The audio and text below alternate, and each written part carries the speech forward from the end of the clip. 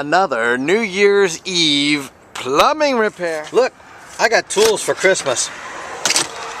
Apparently no one told Santa that I've got a new knee. I can't really do a lot of plumbing on my new knee, Santa.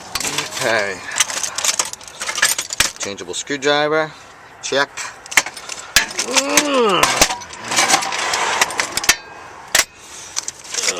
Channel lock. Check. I need a crescent wrench here. Where would that be? Crescent wrench. Check. We're good to go. Okay, looks like we've got a faucet. Bathtub faucet.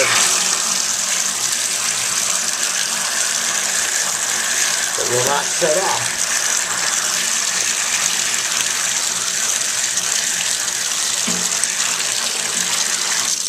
Let's see what we can do.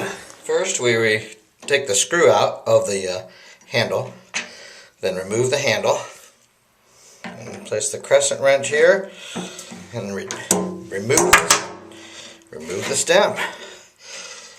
See what we find in here.